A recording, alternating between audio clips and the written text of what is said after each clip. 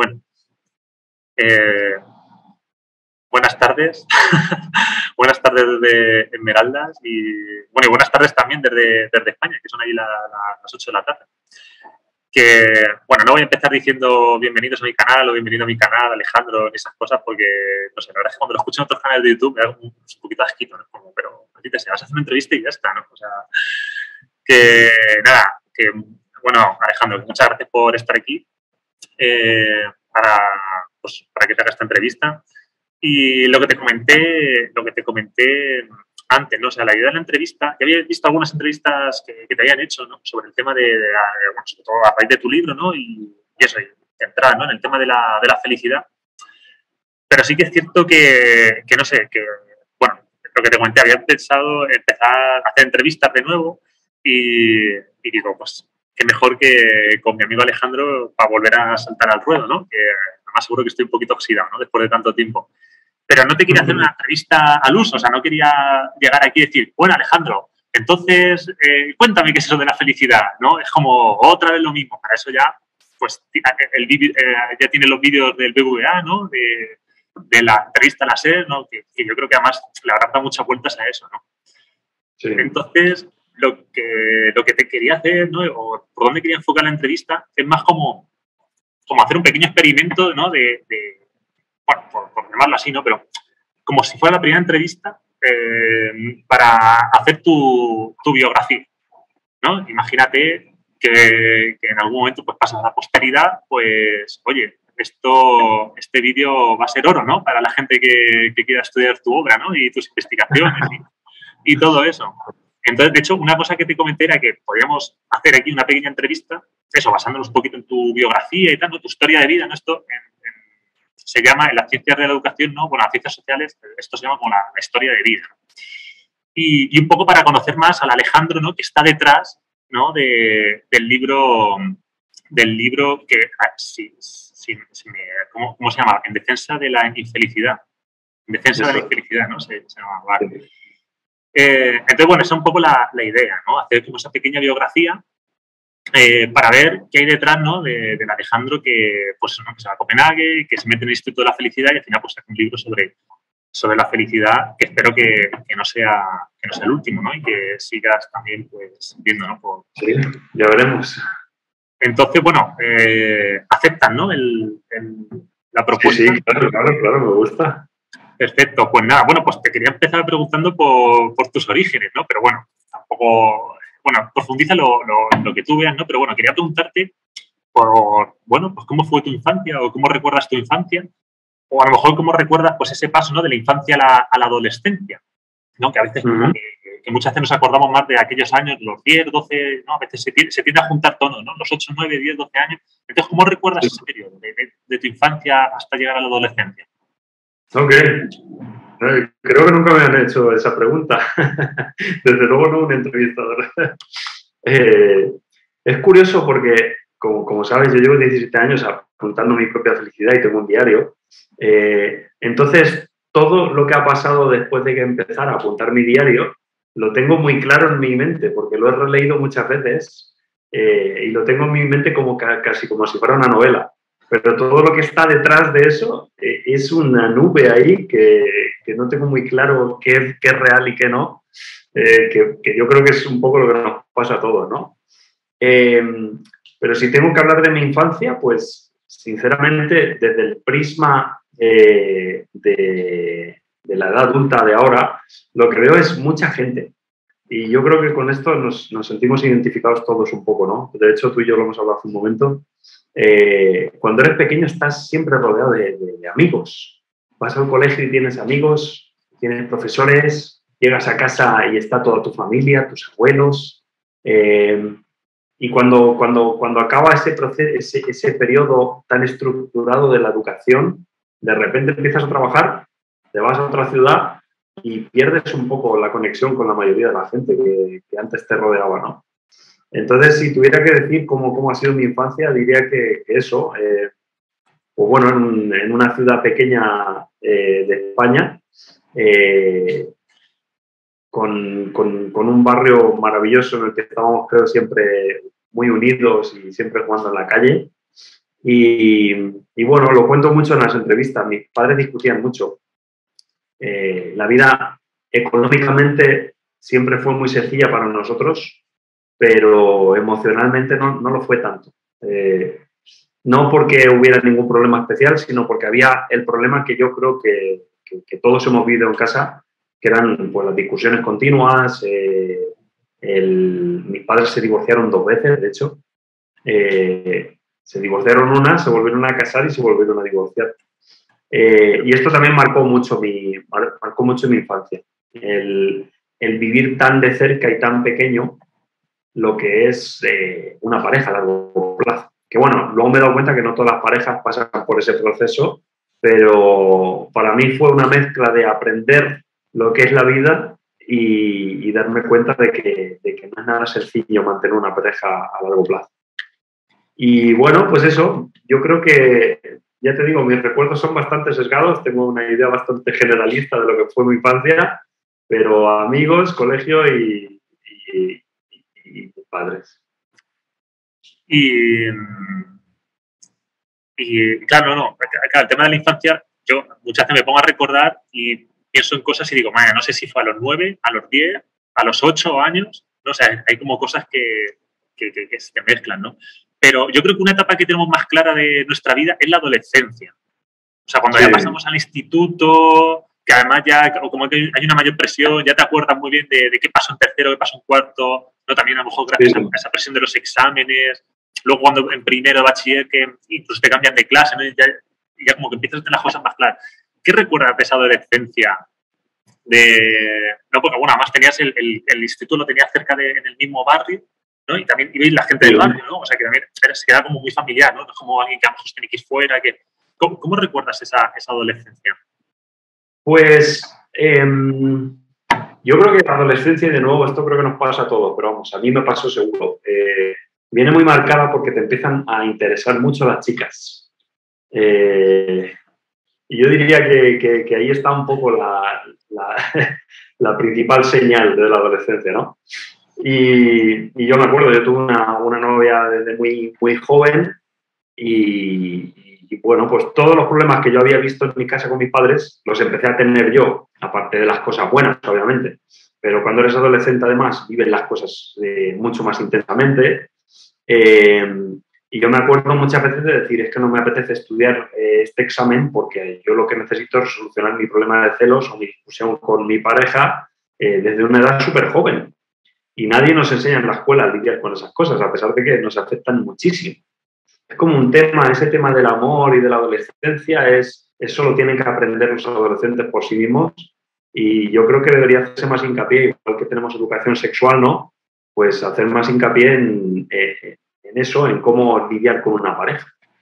Y aparte de eso, pues yo creo que la adolescencia también en muchos de nosotros está marcada por lo que decías tú, los exámenes, ¿no?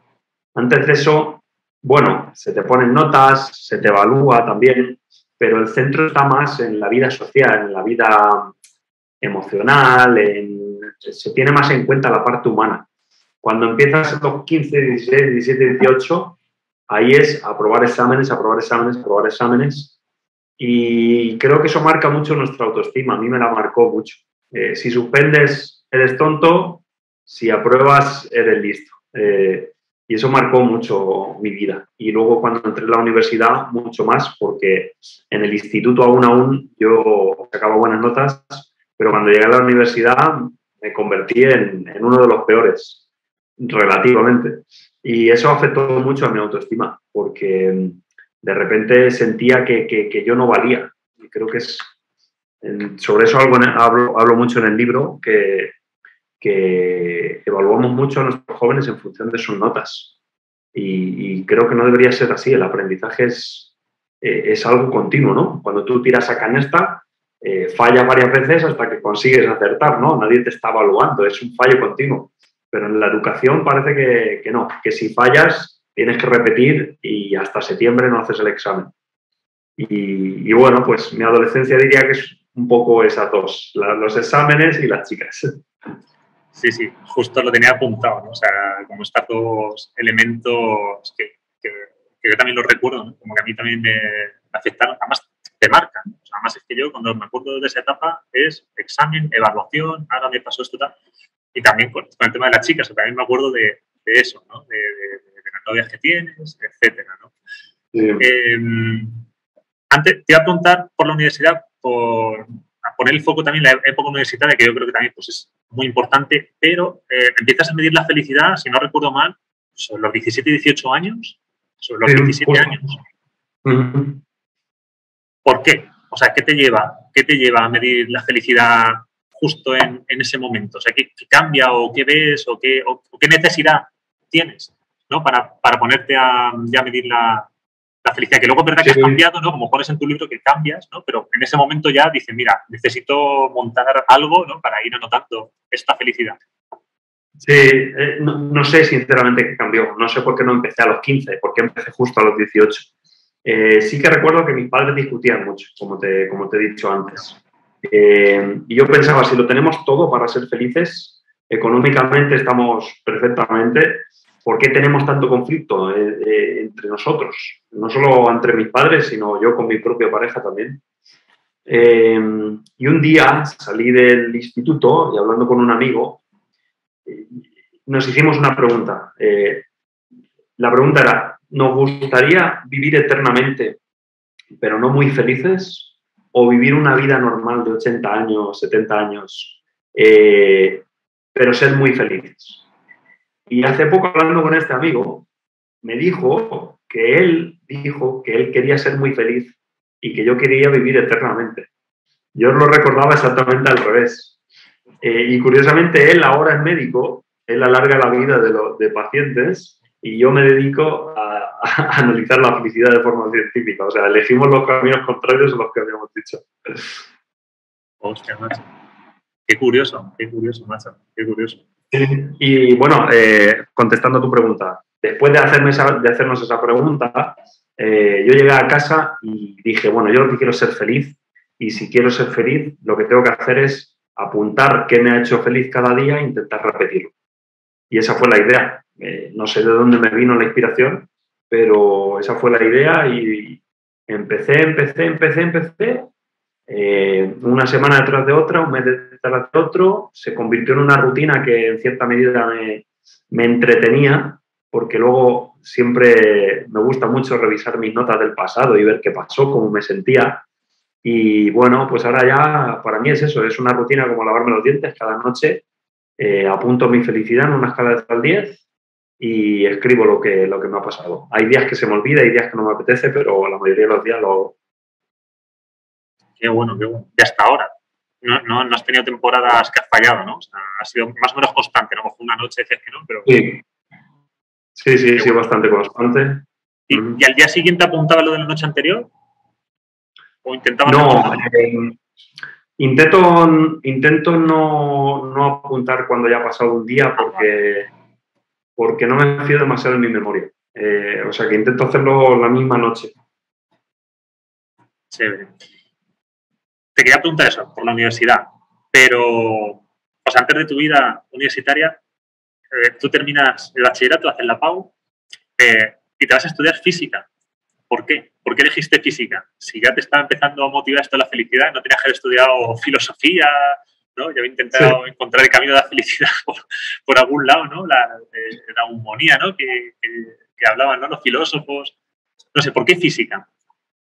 ¿Por qué física? Porque al final física es como muy de... Bueno, o sea, es que es una ciencia formal, ¿no? En vez de algo más, a lo mejor más como literatura, ¿no? Filosofía o algo así, ¿no? ¿Por qué? Es curioso porque tengo una respuesta a eso que no es real. Con el tiempo me he dado cuenta que no es real. A mí me gustaba mucho leer sobre astrofísica, sobre el universo. Me fascinaba mirar al cielo por la noche y decir, esos puntos que veo son bolas de fuego en mitad del universo, no sé cómo de grande es.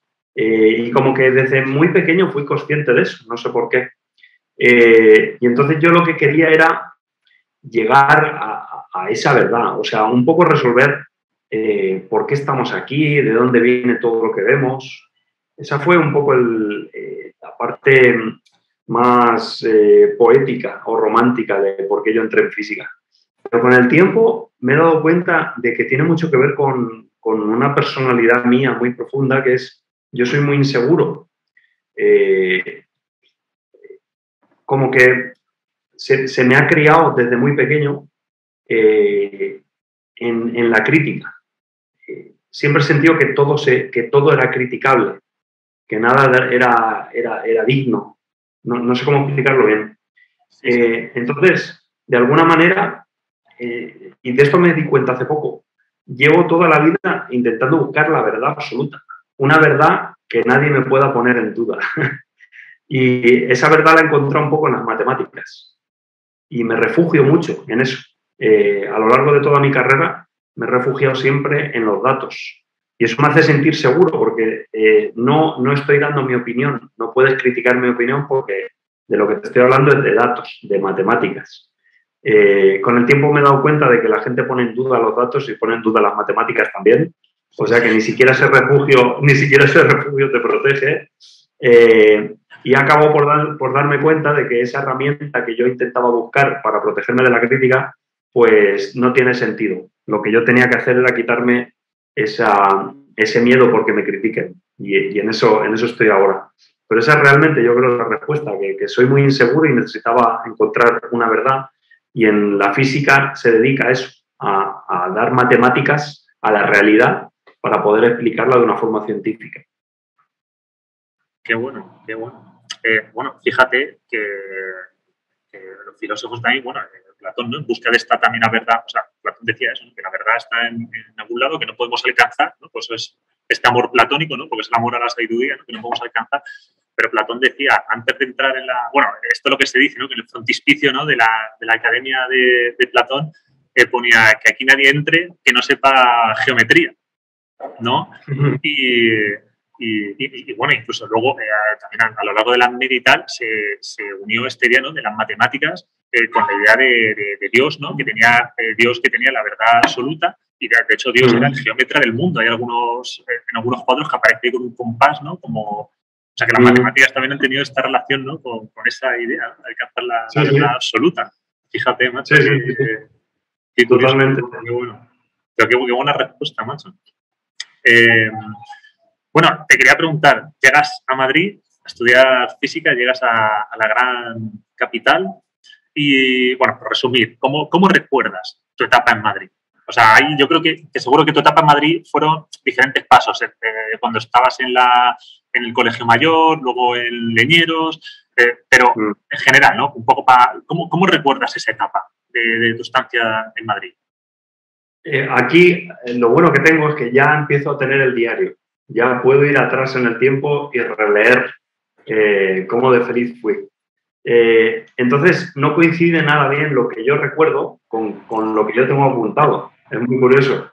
En mi época en el colegio mayor, como tú has dicho, era la residencia de estudiantes, nos decían mucho durante la época de novatadas que esa iba a ser la mejor época de nuestra vida, la época más feliz.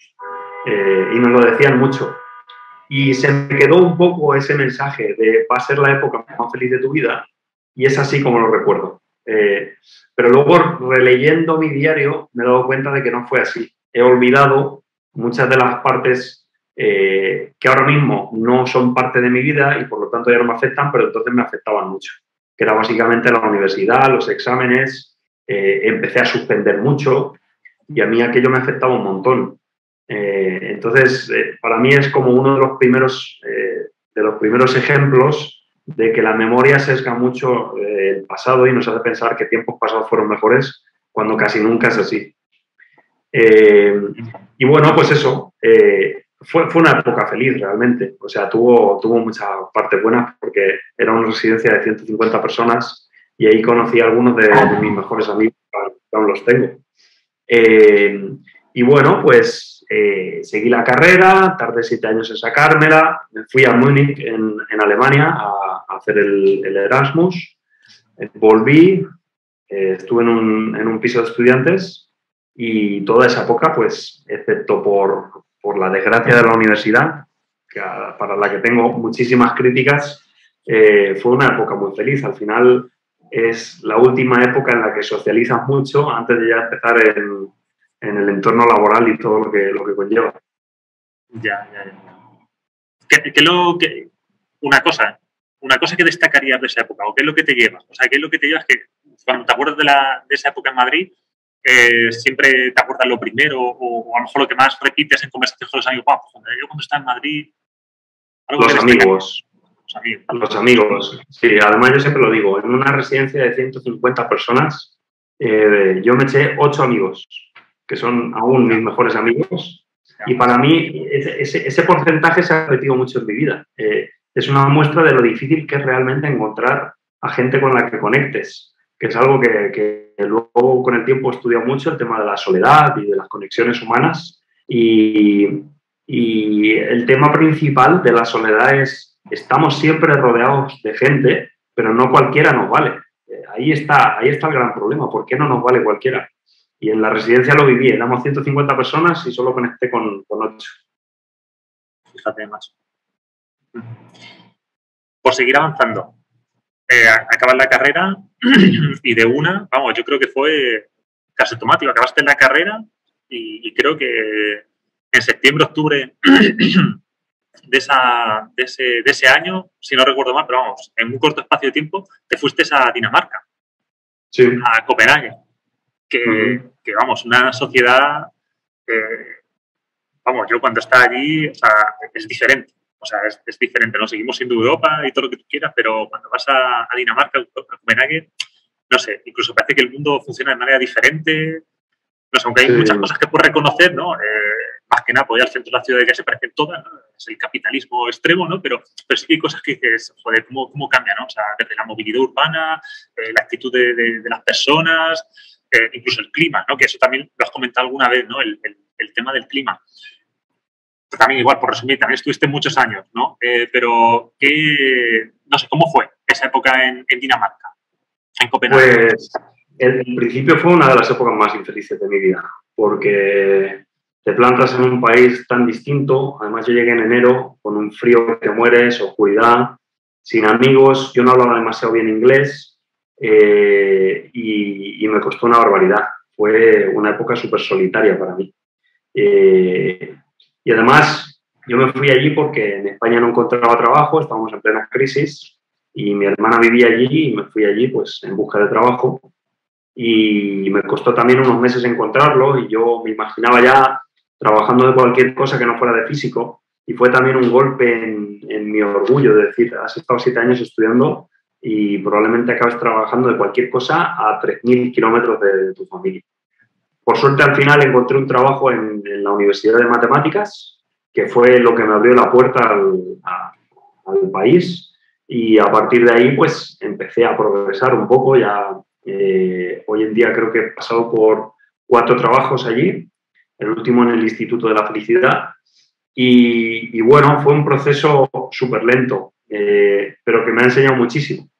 Me ha enseñado muchísimo sobre una cultura, como tú dices, tan distinta a la nuestra, a pesar de ser de Europa, y me ha ayudado a ver nuestra propia cultura con perspectiva.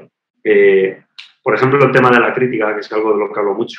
Me ha enseñado a ver los criticones que somos en España y creo que en Latinoamérica es exactamente igual. En Dinamarca no son así.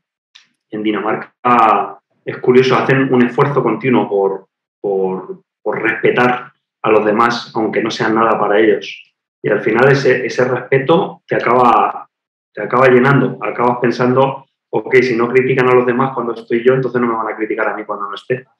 Y es una de las cosas principales que he aprendido de ellos. Aparte de, por ejemplo, como tú has dicho, la movilidad. Allí se usa muchísimo la bici y cada vez que salgo a la calle en Madrid es chocante la cantidad de coches que hay aquí. Es impresionante. Y es algo que das por hecho cuando ya lo tienes, pero cuando ya has vivido en una ciudad en la que el principal medio de transporte es la bici, es imposible volver a adaptarse al coche. Entonces, bueno, pues fue una época muy difícil, fue muy difícil adaptarse. Creo que en esto estamos todos los que hemos vivido fuera en otros países, estamos un poco unidos, ¿no? Es siempre difícil alejarte de tu gente y de tu cultura, pero yo le recomendaría a todo el mundo, la verdad, salir de tu país. Te da una perspectiva sobre tu propia cultura que es difícil de ganar de otra manera. Sí, sí, sí, sí, sí. Incluso, o sea, incluso te vuelves más crítico, ¿no? Con tu propia cultura, pero también valoras más, ¿no? Las cosas que tienes. O sea, es como que se eleva todo, ¿no? O sea, es como, soy más crítico, pero también valoro más las cosas que tengo que antes también estaban dadas, ¿no? Como a lo mejor, por ejemplo, pues una conversación con compañeros y que me entiendan los chistes, ¿no? Por ejemplo, ¿no? O los dobles sentidos, ¿no? Por más de nuestra cultura o algo así, ¿no? Sí, sí, sí, es verdad, es verdad. Sí. Qué bueno. Bueno, estás en Dinamarca, pasas por 3 trabajos y el cuarto es el Instituto de la Felicidad de Copenhague. O sea, parece que alguien hubiera ideado ese instituto para ti, ¿no? O sea, por estar tanto tiempo viviendo la felicidad, ¿no? O sea, era el trabajo perfecto, ¿no? ¿Cómo llegas, cómo te enteras de que, de que requieren, porque empezaste como analizando datos? Sí, ¿Cómo llegas allí? Fue algo curioso porque a mí me echaron de mi trabajo anterior. Un día viene el jefe y me dice, ¿puedes subir conmigo arriba? Y me dice, estás despedido. Pensé que había sido yo el único, fue un golpe con mi autoestima enorme. Luego me enteré de que habían echado a un cuarto de la empresa por problemas económicos. Ya me sentí un poco mejor, ¿no? Pero aún así me habían despedido. Y justo a la semana o así apareció un puesto, lo vi en Twitter, un puesto de analista de datos, que es lo que yo hacía en el Instituto de la Felicidad. Fue un poco como si Dios me estuviera hablando. Y nada, me presenté al puesto y les expliqué lo que yo llevaba haciendo. Por aquel entonces creo que llevaba 15 años apuntando a mi propia felicidad y me cogieron. Les parece un buen candidato. Y luego con el tiempo me confesaron que no acabaran de entender que yo llevara tantos años apuntando a mi felicidad. Como que no sé si no se lo creían o no entendían cómo podía haber estado tanto tiempo, pero bueno, algo se lo creyeron porque me contrataron. Y nada, pues en el instituto llevo 4 años y medio ya y me ha ayudado mucho a añadir al conocimiento que yo ya tenía sobre mi propio diario, el conocimiento de los diarios de miles de personas, porque al final las encuestas que hacemos son como diarios sobre el bienestar de la población. Y es curioso porque me he dado cuenta de que al final lo que me afecta a mí le afecta a todo el mundo, que no soy distinto en nada. Ese es probablemente uno de los conocimientos más valiosos que me llevo. Qué bueno. Por ir abreviando. Porque tenía algunas preguntas más, pero bueno, por ir abreviando.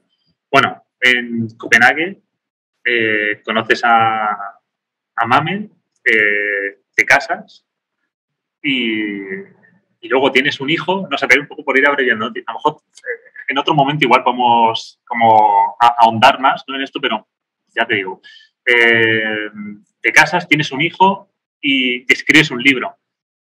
Se supone que son cosas que nos contaron que era como lo natural, lo que había que hacer en esta vida, ¿no? Bueno, tener un trabajo, casarte, tener un hijo, y luego también te cuentan de que esto te hace más feliz. Sobre todo, por ejemplo, el tema de tener un niño, ¿no? ¿Has sido más feliz cuando se han sucedido estos eventos que se supone que te tienen que dar la felicidad? Pues no, de momento no. Al revés, soy menos feliz desde que soy padre. No por nada que ha hecho mi hijo, porque él es un bebé, obviamente no tiene ninguna culpa. Pero bueno, todos los que tenemos hijos sabemos perfectamente de lo que hablo, duermes peor, te confronta mucho a tu pareja en muchas cosas, estás siempre cansado. Muchas de las cosas que te gustaban ya no las puedes hacer porque tienes que estar persiguiéndolo por el parque. He perdido muchas ilusiones también. Antes me ilusionaba mucho pensar en viajar, pues ya no. Me he tenido que quitar esas ilusiones un poco. Bueno, pues todas esas cosas al final han afectado mucho a mi felicidad y lo quiero muchísimo. Y no podría vivir ya sin él. O sea, no me puedo imaginar mi vida sin pensar en su sonrisa o en llegar a casa y que se alegre de verme. Obviamente cualquier padre creo que también se siente identificado con eso. Pero eso no significa que en tu día a día vayas a estar bien. Y esto ha sido un poco una confrontación con mi propio proyecto, porque yo llevo 17 años intentando mejorar mi felicidad y de repente he llegado a un punto en mi vida en el que ya no me importa ser infeliz, porque prefiero tener a mi hijo o tener a la gente que me rodea a no tenerlos y estar bien y tener libertad y tener placeres. Entonces, bueno, ha sido un poco un cambio de paradigma o de filosofía en mi vida en ese sentido. Un poco difícil de explicar para los que no tengan hijos y lo entiendo perfectamente porque hasta que no le ves la cara a tu hijo no lo puedes querer y yo lo entiendo, pero y obviamente pues, ¿por qué vas a tomar una decisión que te haga menos feliz, ¿no?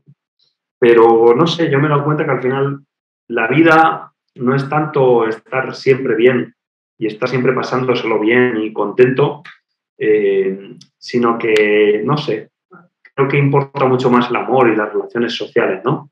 Y estar satisfecho con tu vida, aunque no seas demasiado feliz. Y curiosamente el libro tampoco me ha hecho muy feliz.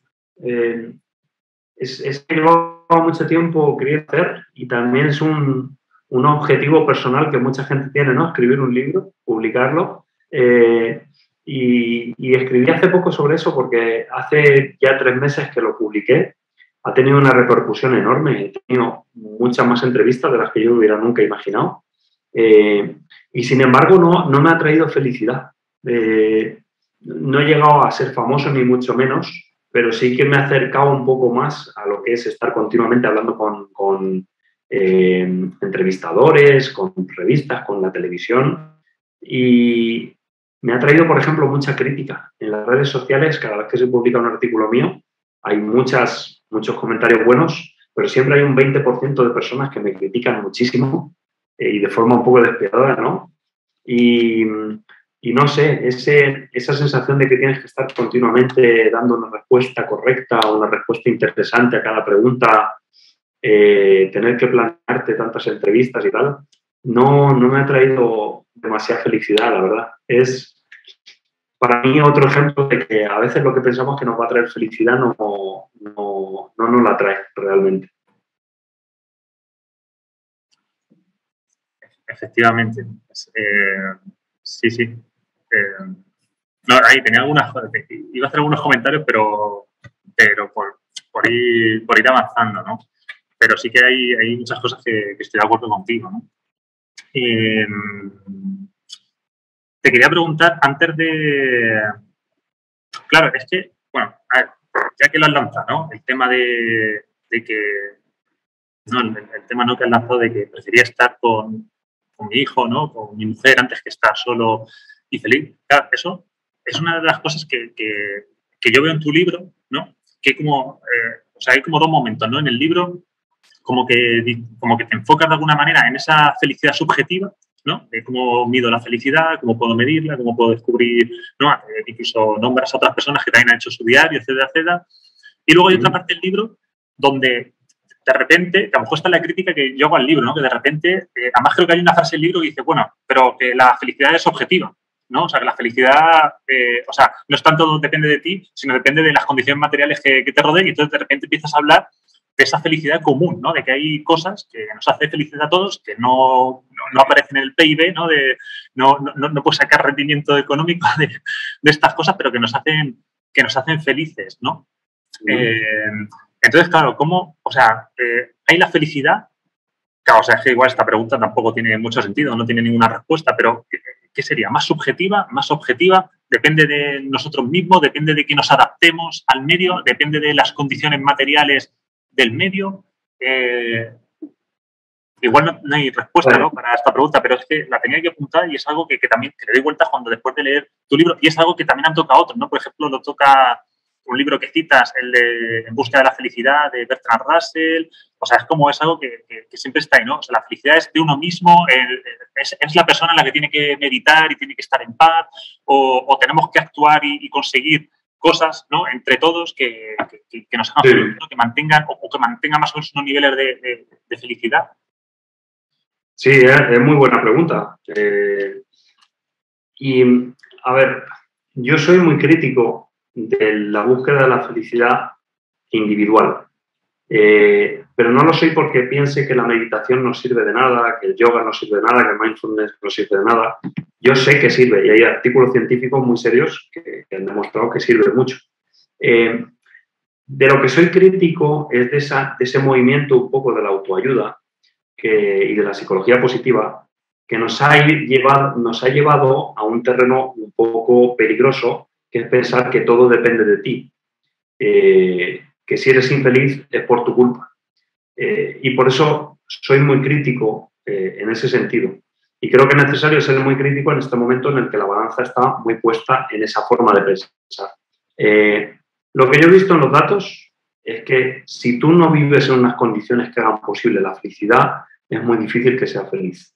Si tú no tienes dinero para pagar el colegio de tus hijos, si no tienes dinero para pagarte un dentista, para ir al médico, es muy difícil que seas feliz por mucha meditación que hagas o por una filosofía muy positiva de vida que tengas. Y hay gente que es verdad que consigue ser positivo en esas condiciones, pero la gran mayoría no. Entonces, creo que es bueno como sociedad que empecemos a centrarnos en las condiciones que hacen posible la felicidad. En el trabajo probablemente sea uno de los sitios en los que más claro podemos ver esto, ¿no? Si tú te tiras 10 horas al día trabajando con un sueldo bajo y además el que nunca hace nada es el que se lleva los halagos del jefe, pues por mucho que vayas al psicólogo, ese problema va a estar ahí y es muy difícil que seas feliz. Entonces creo que en este sentido, en este ejemplo, las empresas, en lugar de invertir en medidas un poco superficiales para mejorar el bienestar de la organización, lo que se tienen que centrar es en la cultura, en la mentalidad y en intentar ser justos con todos los empleados y hacerles la vida un poco mejor.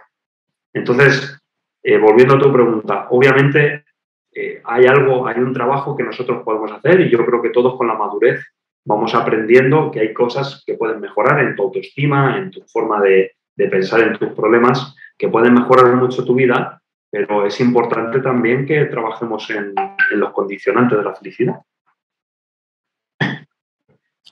Que además, por ejemplo, porque además una de las cuestiones es cómo hacemos cosas para ser más felices invirtiendo dinero, pero por ejemplo en el caso este que has dicho no hay que invertir nada de dinero. O sea, Exacto. simplemente un cambio de actitud.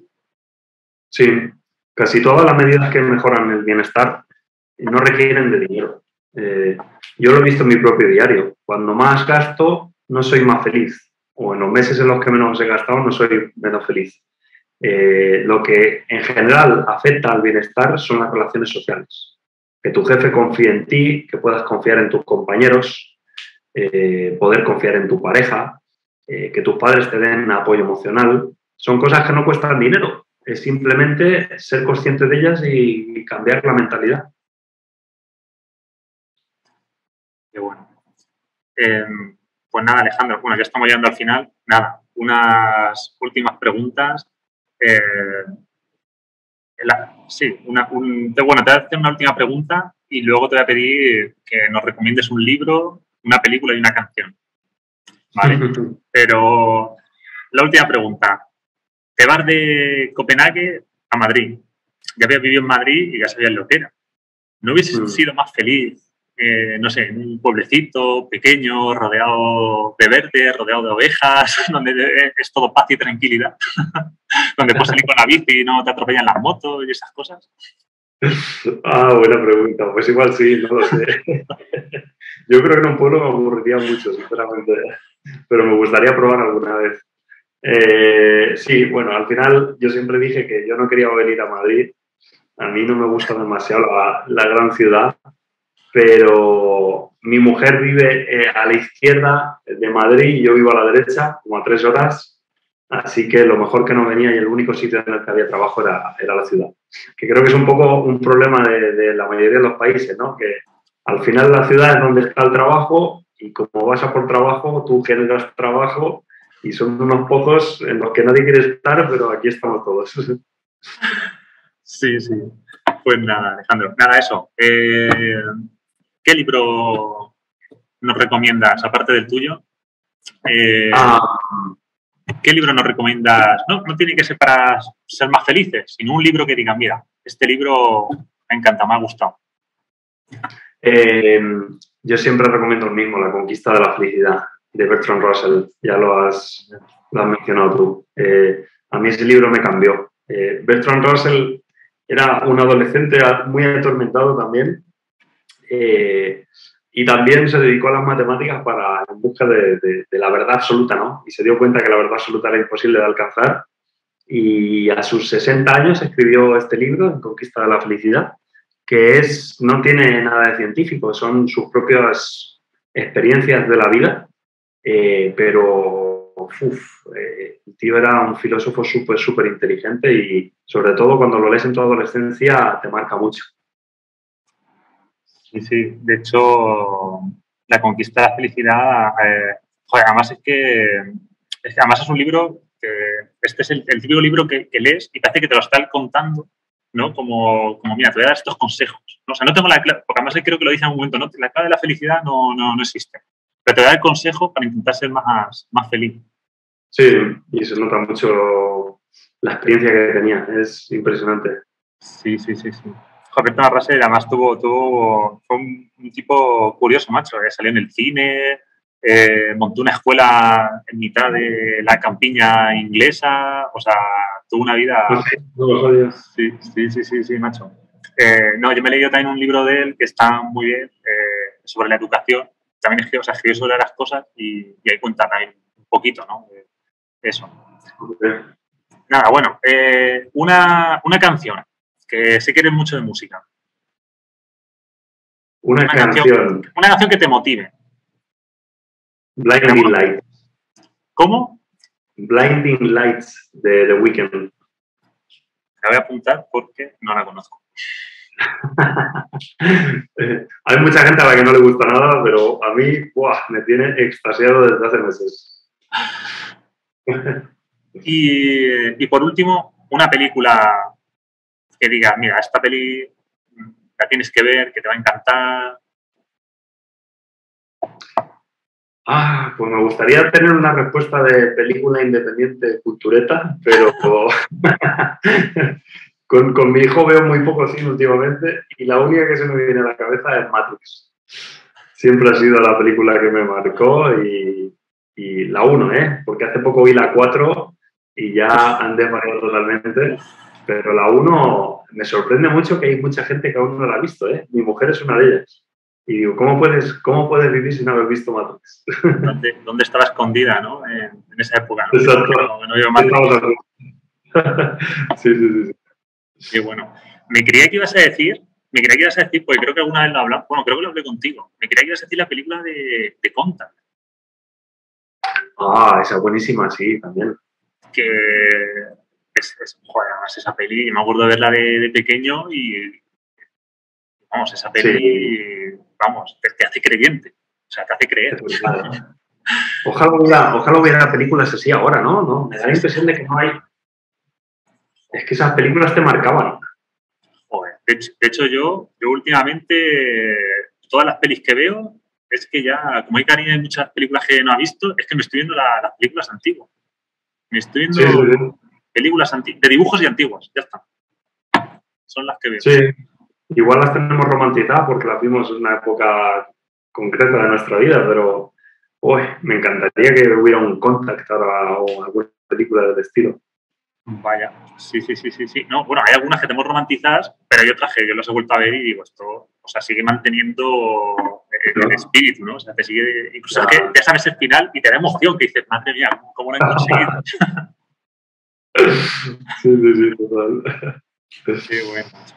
Pues nada, Alejandro, pues nada, esto, hasta aquí llega la entrevista. Se me han quedado algunas preguntas en el tintero, pero bueno, igual, también te comenté que yo creo que esta entrevista era para haberla hecho pues sentados tranquilamente, ¿no? En el salón de casa, ¿no? Con un café, ¿no? Y unas pastitas, ¿no? Y incluso más que entrevista, a lo mejor incluso hubiese estado bien un diálogo, ¿no? Pero bueno, sí que quería hacer como este primer acercamiento, ¿no? Que ya que has sacado un libro y tal, y bueno, como que tenía ganas, ¿no? De hacer esta entrevista. Y nada, pues eso, macho, muchas gracias por, Nada, gracias a ti. Un placer hablar contigo. por la entrevista y nada, macho, pues nos vemos. Nos vemos, sí.